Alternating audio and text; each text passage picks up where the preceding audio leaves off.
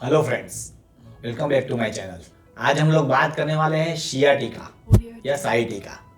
कमर दर्द की वजह से शियाटिका साइटिका आपने काफ़ी सुना होगा। वो दर्द क्या होता है, क्यों होता है और उसको कैसे अवॉइड कर सकते हैं, उसके बारे में।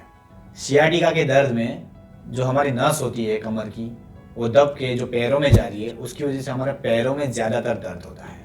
पैर को अंगूठे में या पंजे के 4 उंगलियों में अगर दर्द हो और वो दर्द झुंझुनाहट पैदा कर रहा है, पूरे पैर में रेंगता हुआ दर्द महसूस हो रहा है आपको, तो वो दर्द अधिकतर शियाटिका वाला दर्द होता है।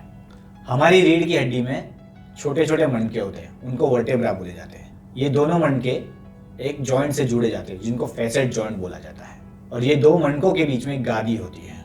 अब ये गादी के ऊपर जब भी प्रेशर आता है, स्पाइन में जब भी लोड आता है, तो ये लोड, अगर गादी अच्छी तरह से काम करती है, फंक्शनिंग अच्छा है गादी का, तो ये लोड इवनली डिस्ट्रीब्यूट होगा हमारी बॉडी में। लेकिन अगर ये गादी में कोई भी इश्यू आ गया तो ये लोड इवनली डिस्ट्रीब्यूट नहीं होगा। ये एक तरफ ज़्यादा कॉन्सेंट्रेट होगा, दूसरी तरफ कम होगा, ऐसा हो सकता है। उसकी वजह से क्या होता है, ये गादी थोड़ी खिसक जाती है और हमारी नर्व्स यानी चेता तंत्र जो गादी से होकर बाहर निकलती है और हमारे पैरों में सप्लाई देती है, उसमें दबाव होता है। उसकी वजह से हमें पैरों में दर्द होता है। ज़्यादातर यंग पेशेंट्स यानी जो 20 से 40 की उम्र के लोग हैं, उनको ये शियाटिका का दर्द बहुत ही कॉमन है। अब ये गादी के दबाव को एक वड़ा पाव के साथ कंपेयर किया जा सकता है। पाँव के बीच में जब वड़ा रखा जाता है और वो पाँव को अगर हम प्रेस करेंगे तो वड़े के जो अंदरूनी स्ट्रक्चर्स है वो बाहर आते हैं। उसी तरह जब स्पाइन कंप्रेस होती है, तो अगर गलत तरीके से कंप्रेस हो रही है तो डिस्क के जो अंदरूनी स्ट्रक्चर्स है वो डैमेज हो जाएंगे और हमारी नस में दबाव पैदा करेंगे और हमें दर्द शुरू हो जाएगा। अब ये दर्द अधिकतर झुके हुए पोस्चर में वेट के साथ काम करते हैं तभी होता है। जैसे कोई मजदूर है, वो बोरी उठा रहा है और बोरी को उसको थ्रो करना है ट्रक में लोडिंग अनलोडिंग के समय, तो ये लोड के साथ जब मूवमेंट हो रही है रोटेशन वाली, उसकी वजह से गादी खिसकती है और कमर में दबाव होता है, नस में दबाव होता है और दर्द शुरू हो सकता है। अगर प्रॉपर टेक्निक के साथ हिप जॉइंट से फोर्स लेके वो बोरी उठाई जाए तो ये इंजरी नहीं होने वाली। Bat swing, cricket bat swing या बेसबॉल बॉल स्विंग के साथ कंपेयर किया जाए तो जब स्विंग होता है और लेकिन उसमें लोड नहीं होता है, लोड मिनिमम होता है, तो स्पाइन को अधिकतर डैमेज नहीं होता है। लेकिन यही स्विंग अगर लोड के साथ हो रहा है तो स्पाइन को डैमेज होता है और नस में दबाव पैदा होता है। अब ये जब लोड इवनली डिस्ट्रीब्यूट नहीं होता है तो हमारे जॉइंट्स के ऊपर लोड ज़्यादा आता है, यानी जो मणकों के बीच का जो फैसेट जॉइंट बोला जाता है, उनमें डैमेज शुरू हो जाता है। उसकी वजह से भी हमें ये पेन सारे महसूस होने लग जाते हैं। अधिकतर सियाटिका वाले केसेस में सर्जरी रेकमेंड की जाती है, लेकिन 90% केसेस में सर्जरी की ज़रूरत होती नहीं है।